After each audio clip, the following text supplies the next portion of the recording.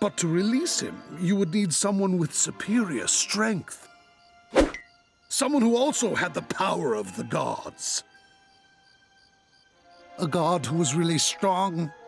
Wait, Father. I am really strong and a god.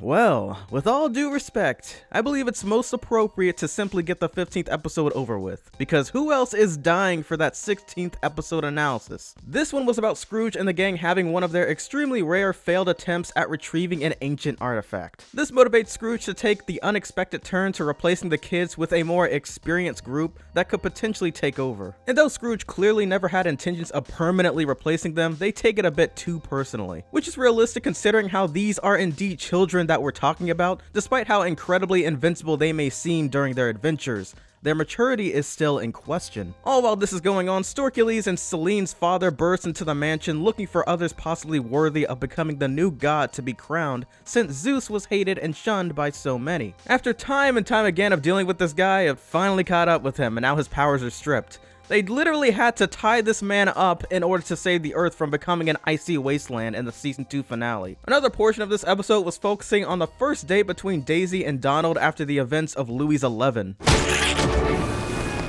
Though Daisy refers it to be as their second date, whether it be because she counts the night that they first met as a date, or if we've just never witnessed a meetup before this one, I'll never know. However, pretty sure it's the first one because Donald clearly went even as far as throwing away all of his trash into the water rather than throwing it inside of a trash bin from inside of the mansion. I mean, wasn't this the same guy who attempted to borrow certain things from inside of the place? Yet throwing your garbage in Scrooge's bin would be going too far. Anyways, of course Storkules interrupts and has the worst timing.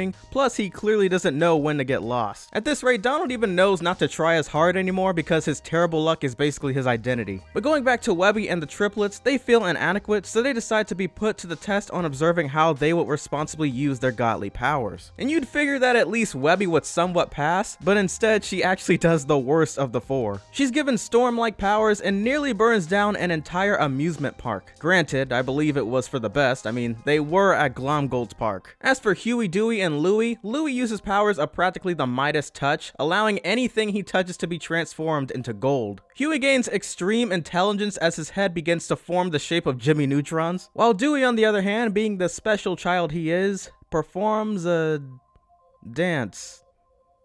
Yeah, more on that when they regain their powers. So anyways, this of course makes Zeus even more desperate for control to the point where he considers asking his evil brother Hades for assistance to release a Titan to attack on Earth. But why in the world would Hades of all beings help you? We even got Poseidon, king of the ocean, laughing at this man's downfall for being a jerk. And so what other choice to do but to instead beg and plead that his gullible son cracks the very earth in order to release a Titan after manipulating with his emotions once Donald once again became furious with Storkules. Claiming that if Donald were to fight off a Titan in front of his future love Daisy, she would fall in love for him, considering that this was the story of Zeus and his wife apparently. Someone in this series who I have yet to see. Maybe there's a reason why. So being the absolute sucker Storkules is, he opens the ground in order to summon a Titan that eventually terrorizes everyone and its surroundings. Something that stops Daisy in her tracks immediately before duping Donald after that horrible date. And by the way, this may or may not be a reference to a famous vehicle for Daisy that you can find on Amazon by VTech.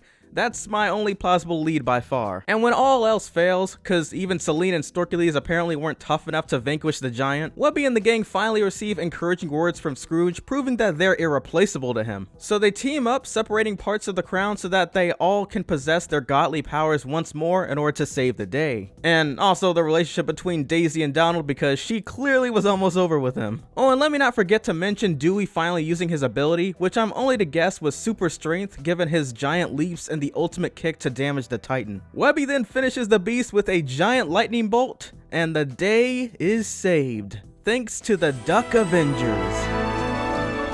Yeah, and Delifer talking some sense to Scrooge. It all concludes with Zeus being the already nonsensical jerkwad he is and taking the crown for himself, only to trip and fall straight to hell. Or Hades. You get the picture. Zeus? Hilarious. You are And that about does it. I'm mainly really excited to overview the episode First Adventure, starring Della and Donald and their younger days before Della's disappearance, and more. Lastly, but certainly not least, however, I would like to personally wish you all a beautiful New Year's, and I hope that you all enjoyed Christmas. This has been The Next Big Thing, and I await the year 2021. See you in the future, ladies and gentlemen, in the next one. Peace!